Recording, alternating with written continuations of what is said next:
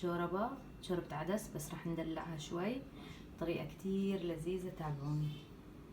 عندي هون كاس عدس غسلته ونقعته ساعة، وبعدين حطيت عليه مي، وهلا راح اتركه لحد ما يستوي العدس، يعني شغلة نص ساعة 3/4 ساعة.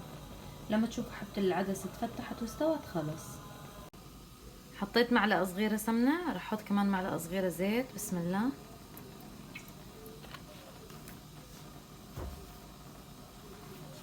وبصلة مقطعيتها مكعبات صغيرة.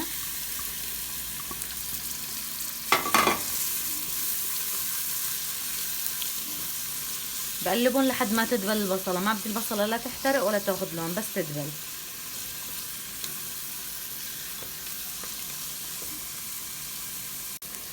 وسنتوم دقيته.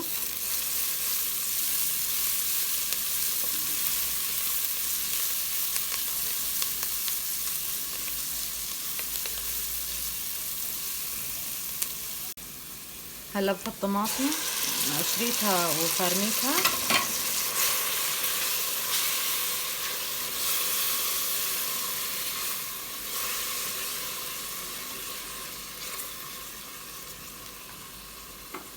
رح احط رشة فلفل، نص معلقة بهارات كاري، فيكم تحطوا بهار مشكل، ومعلقة كبيرة كركم.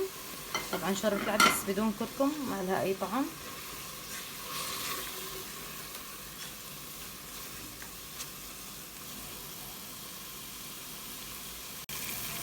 حط فوق معلقة صلصة طماطم. بقلبهم شغلة 5 دقايق مع بعض.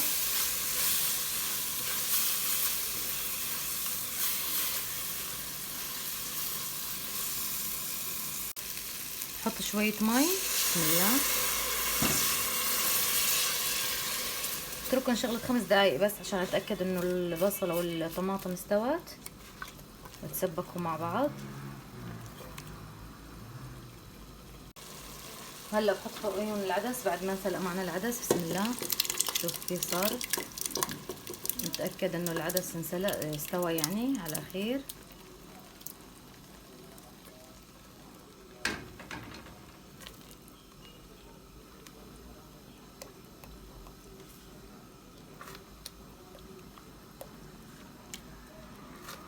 بغطيهم بتركن 10 دقايق يتسبكوا مع بعض. وهلا بعد ما تأكدت انه كل شي صار عندي، راح احط كريم الطبخ. بسم الله الرحمن الرحيم.